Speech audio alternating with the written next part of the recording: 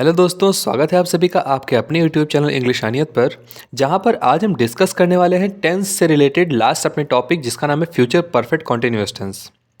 इससे पहले की वीडियोस में हमने पास्ट, प्रेजेंट और फ्यूचर के सभी टेंसेस को अच्छे से डिटेल में डिस्कस कर लिया है। अगर अभी तक आपने वो वीडियोस नहीं देखी हैं तो आप प्लेलिस्ट में जाकर के टेंस वाले सेक्शन में वो सभी वीडियोस पा जाएंगे, आप वहाँ से देख सकते हैं। और ग्रामर और लिटरेचर से रिलेटेड बहुत सारी वीडियोस आपको वहाँ पे मिल जाएंगी, और आपको जो भी रिलेटेड उससे वीडियोस चाहिए ग्रामर या लिटरेचर से रिलेटेड, आप कमेंट कर सकते हैं। मैं कोशिश करूँगा आपके लिए वो वीडियोस लेकर आने की। तो चलिए शुरू करते हैं आप आज का अपना ये वीडियो। लेकिन उससे पहले अगर आपने अभी तक ये वीडियो को लाइक नहीं किया तो वीडियो को लाइक करके चैनल को सब्सक्राइब कर दें, जिससे आगे आने वाली वीडियोज़ के सभी नोटिफिकेशन आप तक सबसे पहले पहुँचती रहे। शुरू करते हैं आज का अपना topic, future perfect continuous tense.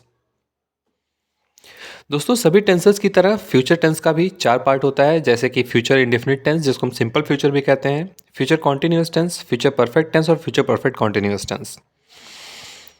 तो फ्यूचर परफेक्ट कॉन्टिन्यूअस टेंस जानते हैं कि क्या होता है।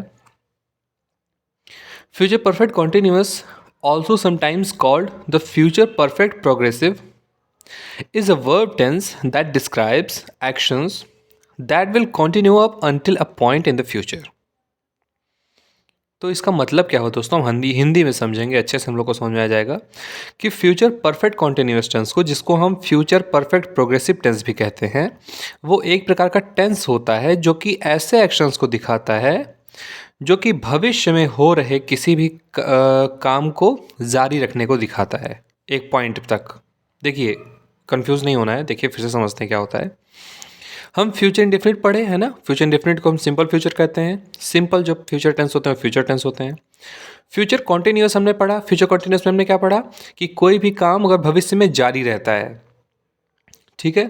अच्छा, फ्यूचर परफेक्ट में हमने क्या पढ़ा कि एक पॉइंट तक भविष्य में कोई भी काम आकर ख़त्म हो चुका होता है, ठीक है।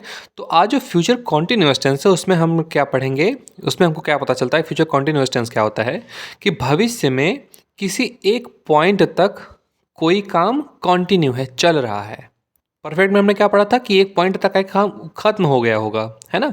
लेकिन परफेक्ट कॉन्टिन्यूअस में क्या होता है कि कोई एक पॉइंट होता है फ्यूचर में, फ्यूचर भविष्य में, जिस पर कि कोई काम या कोई एक्शन कॉन्टिन्यू रहता है, जारी रहता है, चल रहा होता है, ठीक है। तो उसको हम फ्यूचर परफेक्ट कॉन्टिन्यूअस टेंस कहते हैं।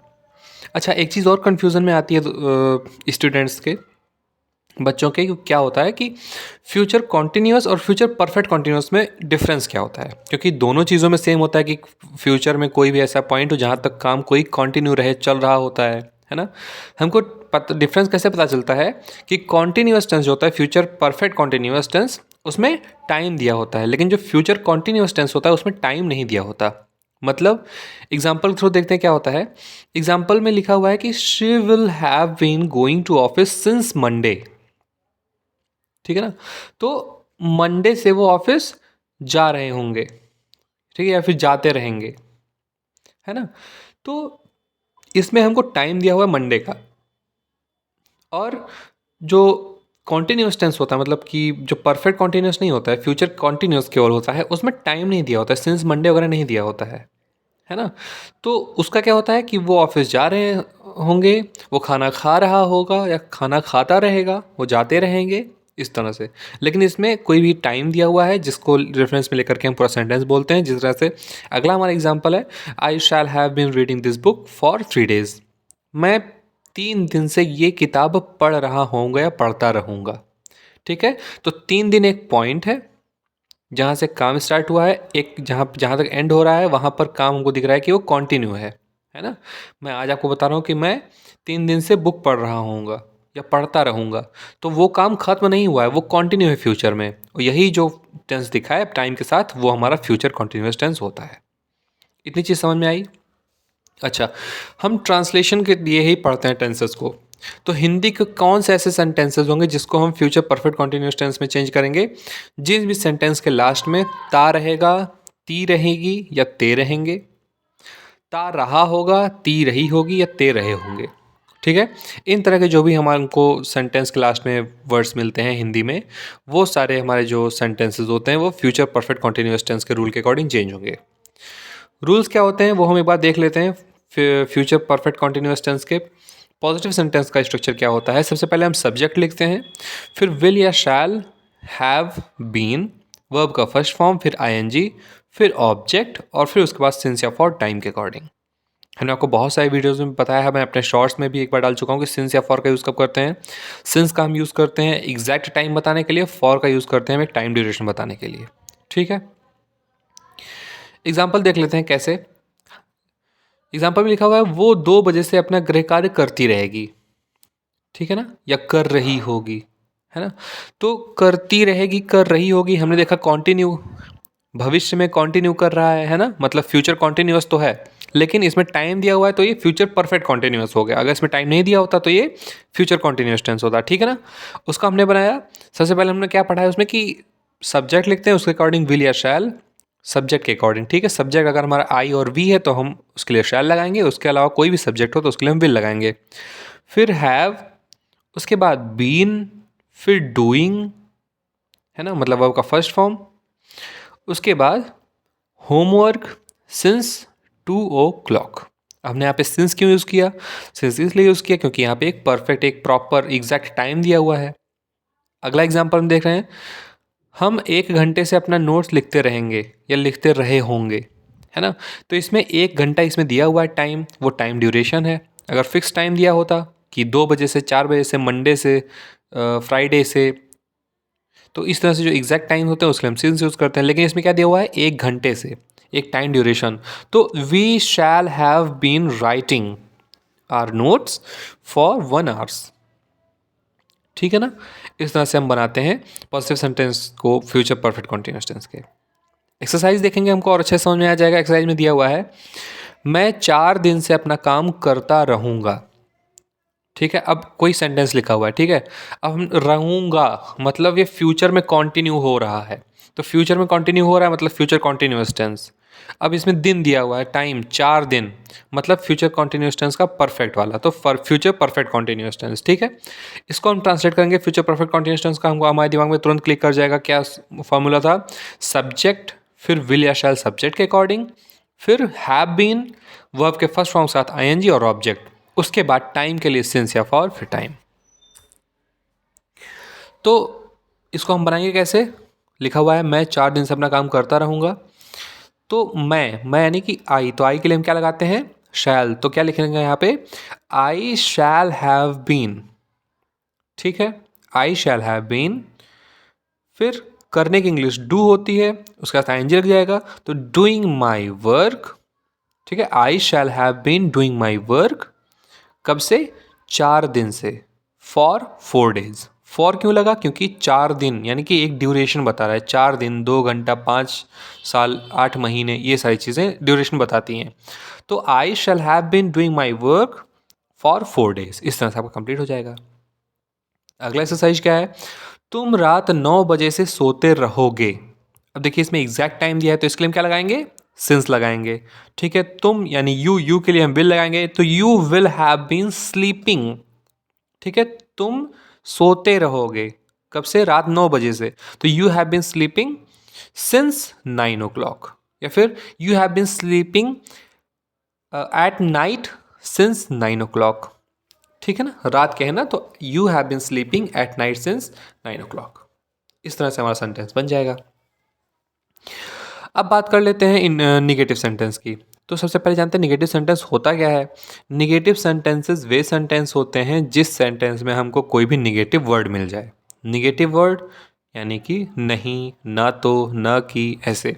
और इंग्लिश सेंटेंस में नॉट, नेवर, नीदर, नॉर, इस तरह से। तो ये जो शब्द होते हैं, ये जो वर्ड्स होते हैं, वो किसी भी सेंटेंस में मिल जाए तो वो हमारा निगेटिव सेंटेंस हो जाता है। तो अगर इसी तरह से कोई भी फ्यूचर परफेक्ट टेंस, माफ़ कीजिए, फ्यूचर परफेक्ट कॉन्टिन्यूअस टेंस का निगेटिव सेंटेंस दिया हो तो उसको हम कैसे बनाएंगे? सारी चीज़ें सेम रहेंगी, सब्जेक्ट उसके अकॉर्डिंग विल या शैल, फिर उसके बाद नॉट, ठीक है ना, क्योंकि निगेटिव सेंटेंस है तो नॉट। उसके बाद हैव बीन, फिर वर्ब का फर्स्ट फॉर्म आईएनजी, ऑब्जेक्ट, फिर टाइम के लिए सिंस या फॉर, फिर टाइम, ठीक है। एग्जाम्पल देख लेते हैं। वो 2 बजे से अपना गृह कार्य नहीं करती रहेगी, ठीक है ना। तो करती रहेगी, रहेगी यानी कॉन्टिन्यू है कब, फ्यूचर में, तो फ्यूचर कॉन्टिन्यूअस ये तो हमको दिख गया। 2 बजे यानी टाइम दिया हुआ है तो फ्यूचर कॉन्टिन्यूअस है, नहीं है तो क्या है, परफेक्ट कॉन्टिन्यूअस, तो फ्यूचर परफेक्ट कॉन्टिन्यूअस हो गया। इसमें नहीं लिखा हुआ है वर्ड, निगेटिव वर्ड आ गया, मतलब निगेटिव सेंटेंस हो गया। तो इसको हम कैसे बनाएंगे, सब्जेक्ट है हमारा शी, उसके अकॉर्डिंग विल, फिर नॉट हैव बीन, ठीक है ना, तो she will not have been doing homework या फिर हर होमवर्क सिंस 2 o'clock, ठीक है ना, इस तरह से। फिर अगला एग्जाम्पल, हम 1 घंटे से अपने नोट्स नहीं लिखते रहेंगे या नहीं लिखते रहे होंगे, है ना, तो 1 घंटे से, फिर ये ड्यूरेशन दे दिया, तो ड्यूरेशन के लिए हम फॉर लगाते हैं, हमको पता है हम की इंग्लिश होती है वी, तो उसके लिए हम शैल लगाएंगे, तो we shall not have been writing our notes for 1 hour। इस तरह से हमारा एग्जाम्पल कंप्लीट हो जाएगा। एक्सरसाइज देख लेते हैं, अच्छे समझ में आ जाएगा। एक्सरसाइज में आपका दिया हुआ है, मैं 4 दिन से अपना काम नहीं करता रहूँगा, तो मैं यानी आई के लिए हम शैल लगाएंगे, लेकिन उससे पहले क्या देखेंगे, ये सेंटेंस कौन सा है, सेंटेंस में पहचानते कैसे हैं, सबसे लास्ट में देखिए सेंटेंस के क्या है, रहूँगा यानी भविष्य की बात कर रहा है, और रहूँगा मतलब कॉन्टिन्यू है ना, तो भविष्य में कॉन्टिन्यू है तो कॉन्टिन्यू, फ्यूचर का कॉन्टिन्यूअस हमको ये पता चल गया। अभी तक हमको और कुछ नहीं पता है, हमने देखा इसमें टाइम दिया हुआ है, अगर टाइम दिया हुआ है तो ये फ्यूचर परफेक्ट कॉन्टिन्यूअस, तो ये टाइम दिया हुआ है 4 दिन का। अब देखते हैं निगेटिव है कि पॉजिटिव है, तो इसमें नहीं लिखा हुआ है तो मतलब निगेटिव है, तो फ्यूचर परफेक्ट कॉन्टिन्यूअस टेंस का निगेटिव सेंटेंस स्ट्रक्चर आपको याद आ जाना चाहिए। उसमें क्या है, सबसे पहले सब्जेक्ट, उसके अकॉर्डिंग विल या शैल, फिर उसके अकॉर्डिंग उसके बाद में नॉट, फिर हैव बीन वर्ब का फर्स्ट फॉर्म आईएनजी ऑब्जेक्ट, फिर उसके बाद टाइम के अकॉर्डिंग सिंस या फॉर, अगर टाइम में एग्जैक्ट टाइम दिया हुआ है तो सिंस, टाइम ड्यूरेशन दिया हुआ है तो फॉर, ठीक है। अब देखते हैं एक्सरसाइज फिर से, मैं 4 दिन से अपना काम नहीं करता रहूँगा, तो मैं के लिए हम लगाते हैं आई के लिए हम लगाएंगे शैल, तो I shall not have been doing, ठीक है ना, I shall not have been doing my work for 4 days। इस तरह से हमारा सेंटेंस बन जाएगा। अगला क्या सेंटेंस है, तुम रात 9 बजे से सोते नहीं रहोगे, तो तुम यानी यू के लिए हम लगाएंगे विल, तो you will not have been sleeping, ठीक है ना। अब रात 9 यानी कि रात का 9 बजे एक एग्जैक्ट टाइम है, तो एट नाइट सिंस 9 o'clock। इस तरह से आपका एक्सरसाइज कंप्लीट हो जाएगा, ठीक है ना। अब बात कर लेते हैं इंट्रोगेटिव सेंटेंसेस की। इंट्रोगेटिव सेंटेंस स्ट्रक्चर क्या होता है, तो इंट्रोगेटिव सेंटेंस क्या होता है, जिस सेंटेंस में हमसे कोई क्वेश्चन पूछा जाए, इंट्रोगेट किया जाए, है ना, तो जिस भी क्वेश्चन हमको, माफ कीजिएगा, जिस भी सेंटेंस हमको क्वेश्चन मिल जाए वो हमारा इंट्रोगेटिव सेंटेंस होता है, जिसमें आपसे कुछ पूछा जाए। तो उसके लिए हम क्या करेंगे, हेल्पिंग वर्ब विल या शैल हमारा सब्जेक्ट के अकॉर्डिंग सबसे पहले आ जाएगा, ठीक है, तो विल या शैल, फिर सब्जेक्ट, फिर हैव बीन वर्ब का फर्स्ट फॉर्म आईएनजी, फिर ऑब्जेक्ट, फिर टाइम के अकॉर्डिंग सिंस या फॉर, फिर टाइम, और लास्ट में क्वेश्चन मार्क, ठीक है। एग्जाम्पल देख लेते हैं, क्या वो 2 बजे से अपना गृह कार्य करती रहेगी, तो उसके लिए विल या शैल आगे आ जाएगा, तो विल, शी के लिए विल लग जाएगा, तो will she have been doing homework since 2 o'clock। इस तरह से आपका लास्ट में क्वेश्चन मार्क लग जाएगा, सेंटेंस बन जाएगा। अगला एग्जांपल क्या है, क्या हम 1 घंटे से अपने नोट्स लिखते रहेंगे या लिखते रहे होंगे, तो shall we have been writing our note for 1 hour, ठीक है, इस तरह से कंप्लीट हो जाएगा। अब हम एक्सरसाइज की तरफ ध्यान देते हैं। एक्सरसाइज में क्या दिया हुआ है, क्या मैं 4 दिन से अपना काम करता रहूँगा, तो अब इसमें हम देखेंगे रहूँगा फ्यूचर कॉन्टिन्यूअस, दिन दिया हुआ है यानी टाइम है, तो परफेक्ट, तो फ्यूचर परफेक्ट कॉन्टिन्यूअस टेंस का है। क्वेश्चन पूछ रहा है तो इंट्रोगेटिव सेंटेंस है। सबसे पहले विल या शैल, मैं की इंग्लिश होती है आई, तो आई के अकॉर्डिंग शैल, तो shall I have been doing my work, इतना हो गया। उसके बाद 4 दिन एक ड्यूरेशन, उसके लिए फॉर, तो shall I have been doing my work for 4 days, last में क्वेश्चन मार्क, है ना। उसी तरह से अगला क्या है, क्या तुम रात 9 बजे से सोते रहोगे, तो तुम की इंग्लिश होती है यू के लिए लगाएंगे विल, तो will you have been sleeping at night since 9 o'clock। इस तरह से आपका सेंटेंस कंप्लीट हो जाएगा, ठीक है। तो दोस्तों आज का ये वीडियो यहीं तक था। अगर आप वीडियो के लास्ट तक बने तो बहुत बहुत धन्यवाद। चैनल को लाइक कर माफ़ कीजिएगा, वीडियो को लाइक करके चैनल को सब्सक्राइब कर दीजिए। कमेंट में अगर आपको कोई सजेशंस हैं, आपको कुछ चीज़ें नहीं समझ में आई है तो उसको बता दीजिए। हम कोशिश करेंगे आगे से वो वीडियोज़ में आपको ना मिले। ये था हमारे टेंस का लास्ट वीडियो, और फिर हम आगे की कुछ वीडियोज़ में नरेशन डिस्कस करेंगे, एक्टिव पैसिव ये सारी चीज़ें, है ना। मिलते हैं फिर अगली वीडियो में, तब तक के लिए धन्यवाद।